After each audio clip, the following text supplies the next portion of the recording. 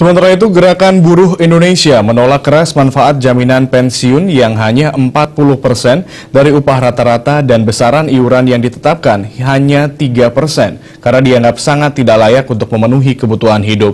Gerakan Buruh Indonesia juga menilai adanya aturan baru mengenai jaminan hari tua yang hanya bisa diambil 10% setelah 10 tahun bekerja dan sisanya diambil setelah berusia 56 tahun sangat merugikan buruh. Semua yang dibahas ini oleh dan nanti akan diupdate juga tentang. Dalam konferensi pers Gerakan Buruh Indonesia GBI di Gedung Juang 45 Jakarta Kamis siang, Presiden Konfederasi Serikat Pekerja Indonesia KSPI Said Iqbal menegaskan kaum buruh secara tegas menolak dengan tegas penetapan manfaat pensiun dan iuran jaminan pensiun yang telah dirumuskan oleh pemerintah dan telah diumumkan oleh Dirut BPJS Ketenagakerjaan di Cilacap, Jawa Tengah, Selasa kemarin.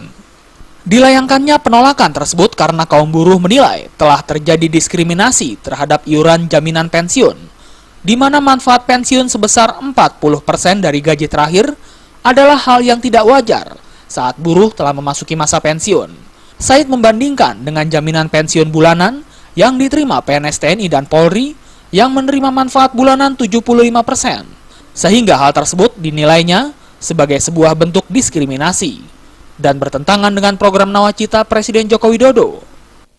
berarti penetapan iuran 3% sangat bertentangan dengan program Nawacita Presiden Jokowi. Dan kalau Presiden Jokowi menandatangani peraturan pemerintah ini, berarti dia mengingkari dirinya sendiri, berdusta kepada dirinya sendiri. Dalam program Nawacita adalah kemandirian. Seluruh dunia Eropa bisa bertahan dalam krisis ekonomi di Eropa karena sistem dana pensiun. Kemandiriannya, uang yang berasal dari rakyatnya, ditabung dalam jangka waktu yang lama, diambil nanti setelah puluhan tahun, dan akumulasi dari orang yang bekerja. Said juga menambahkan adanya aturan baru jaminan hari tua atau JHT, di mana hanya bisa diambil 10% setelah 10 tahun bekerja, dan bisa diambil secara penuh setelah berusia 56 tahun juga sangat merugikan buruh.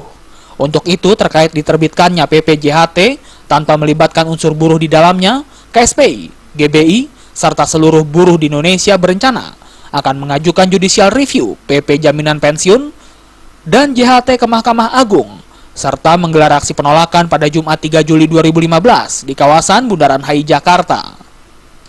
Dari Jakarta, Maria Magdalena dan Adi Dharma.